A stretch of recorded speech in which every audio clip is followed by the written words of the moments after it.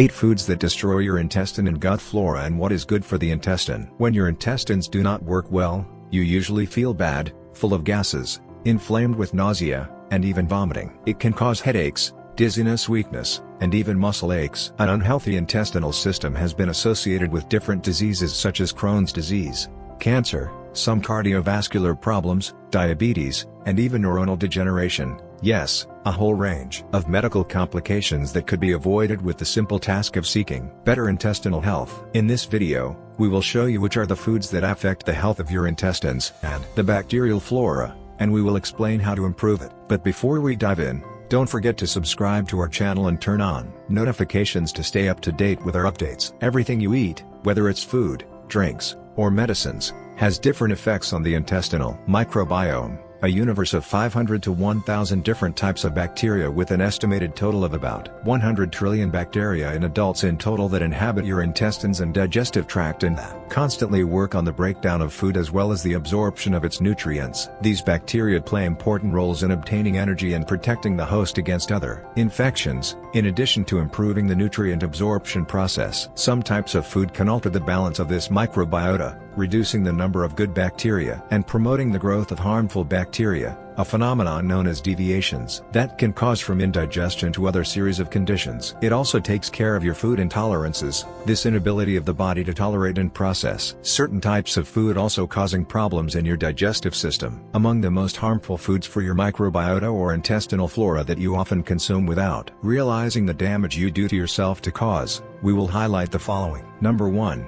Fried foods. They are the favorites of junk food parties and snacks. You find them in different forms, sometimes even accompanying foods that you think are healthy, like this piece of fried chicken from your lunch, French fries, and yes, also sausages. They are everywhere and can do a lot of damage. Fried foods are extremely difficult for the body to digest. They are generally saturated with harmful oils and reused several times, which increases their danger and the damage they cause to the stomach and intestines. They are irritating of the intestinal mucosa, also affect the stomach pH and can produce gas, nausea, heartburn, reflux, and diarrhea, among other symptoms. Fried foods are directly associated with obesity, cardiovascular problems, and other conditions, but their impact on the stomach and intestinal health is faster than you might think, since they change the diversity of your microbiota, increasing the negative bacteria that end up altering the entire digestive system. In addition, a study carried out at the University of Richmond in Virginia was able to demonstrate the negative impact that excess bile salts have on the microbiota. Foods with abundant fats cause greater stimulation and release of bile than other types of food, so reducing fried foods and replacing steamed or grilled foods is the most recommended action to take in care of your intestinal system. Number 2 is beer. Drinking large amounts of beer and alcohol can also affect the health of your intestines, since alcohol toxicity can kill some good bacteria in your microbiome, causing tissue damage. On the other hand, alcohol also has high glucose and carbohydrate contents, which produce negative effects on the ecosystem of your microbiome and serve as food for bad bacteria, causing them to proliferate and generating symptoms such as inflammation, gas, heartburn, gastritis, stomach ulcers, and liver damage. The University of Chicago found that alcoholic beverages lead to negative changes in the gut microbiome, both in quantity and quality of bacteria, by increasing intestinal permeability, mucosal inflammation, and other damage to tissues and sensitivity to neurotransmitters and hormones. Number 3. Sweeteners. The consumption of sweeteners as an option to reduce the caloric load of sugar has become an almost normal habit. However, for years researchers have warned of its impact on health. Even though they have been little listened to, the use of the sweetener affects the intestinal microbiome, causing this seat to stabilize, reducing the amount of good bacteria and favoring harmful bacteria in such a way that dependency is even created, and the body begins to develop glucose intolerance by preferring the effect of sweeteners, a preference that it is caused by the same malignant bacteria since it is their way of subsistence and reproduction. Scientists from the University of Granada in Spain have carried out an exhaustive review of the subject and have been able to show that saccharin and sucrose change the composition of the microbiome, which can be extrapolated to other types of sweeteners, both natural and synthetic. Currently, although you might believe that the respective sweeteners can help you lose weight, you are actually wrong, because sweeteners also have a deleterious effect on the brain, mulling it in the same way as sugar and creating the need that at any time of the day. Number 4 is processed animal protein. Maintaining a diet high in animal proteins such as red meat, chicken, pork or others can also affect the intestinal microbiota. Remember that these types of foods are heavier and more difficult to digest, so the intestines are also in charge of their decomposition process, but due to their heaviness, they can take much longer to achieve their objective, and that also causes the unfriendly bacteria. In some cases, these foods already bring a load of negative bacteria typical of the decomposition process that begins when the animal is killed, so there is always a risk of contracting some type of stomach disease. Researchers from Harvard found that maintaining a high consumption of red meat can cause diverticulosis, and diverticulitis is the formation of small bags in the wall of the intestines that, when inflamed or infected, generate diverticulitis and cause pain, colic, constipation, nausea, and even fever. In some cases, surgery may be required, but it is always a situation that can potentially be complicated by bleeding, spontaneous perforations, or severe infections. So try to eat a balanced diet where meat intake is moderate and not the only option. Number 5. Lactose. Many people are lactose intolerant, a type of enzyme present only in milk and milk products that can alter stomach and intestinal function, causing nausea, inflammation, and diarrhea, among other symptoms. Lactose intolerance is the product of the intestine's inability to produce an enzyme called lactase, which is responsible for processing and breaking down lactose. Although this enzyme is developed naturally by the body, some people simply lose the ability to generate lactose. It is estimated that approximately 30 million people are lactose intolerant at the age of just 20, and it is estimated that 60% of the world's adult population has some degree of lactose intolerance. This condition has no cure, and it is more advisable to simply avoid dairy products and their derivatives, but in this, you must be very careful because many processed foods contain milk or cups of milk, so if you are lactose intolerant you should read each label of each product you buy very carefully. Even if lactose is one of the problems, milk also contains bacteria that can disrupt the harmony of the intestinal microbiome. In fact, when there is any alteration of this, it is always recommended to consume yogurt to help the growth of good bacteria. However, if you are lactose intolerant, this recommendation will only cause you greater inconvenience. Number 6. Foods treated with antibiotics. Many foods that we consume daily have been previously treated with antibiotics, especially cattle. This is carried out by the producers to avoid the risk of major infections that contaminate the other specimens and end up affecting production. The problem is that these antibiotics remain in the organism of the animals, and when consumed by humans the effect of these antibiotics passes through the body, affecting the intestinal microbiota and accelerating the risk of generating resistance to antibiotics. Number 7 is corn.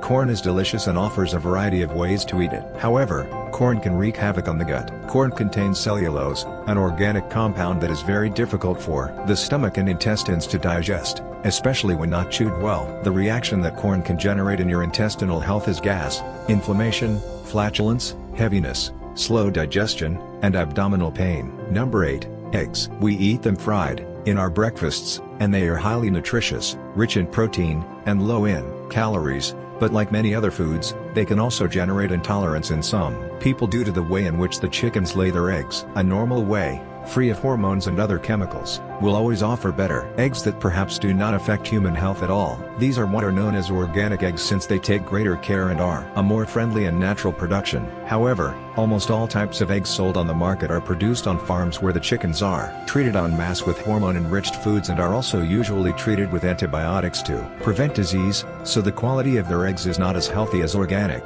The consumption of this type of egg can alter intestinal health, causing intolerance, inflammation, abdominal pain, and intoxication. In some cases, it has also been shown that the intestinal microbiome is involved in the origin of allergies to eggs. There are foods that are good for your intestines, but there are foods that can be aggressive and harmful to your intestines. Other types of foods that you can and should include in your daily diet in order to provide better care for your intestinal health are: Number 1.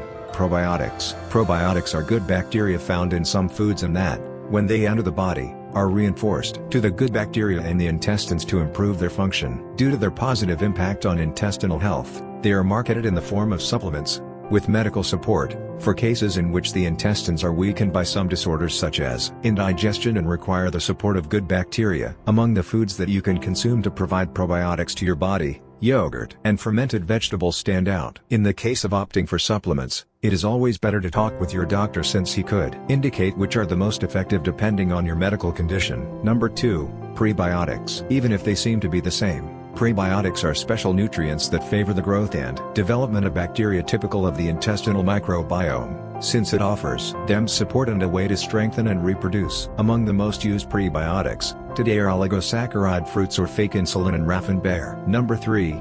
Kimchi. It is a type of fermented food made with cabbage. Due to its fermentation, two types of good bacteria are produced that help restore the balance of the intestinal microbiota, Lactobacillus, and Bifidobacterium. Thanks to their effect on the intestines, they also generate other positive results such as reducing resistance to insulin and hypertension. Number 4 is yogurt. As we had already announced, yogurt is extremely beneficial for intestinal health as long as you are not lactose intolerant. Yogurt is made from fermented milk and logically has hundreds of beneficial bacteria that enter your body and improve your bacterial flora. But you should try to take natural yogurt. Processed yogurts sweetened with sugars or jams or those labeled as the light will not really do great things for you but fill you with glucose, something that does not really benefit your intestines. Number 5. Garlic. Garlic is rich in probiotic oligosaccharides, which contribute to the increase of good bacteria in the intestine, reducing the risk of inflammation and other disorders. Other vegetables that have a similar effect are leeks,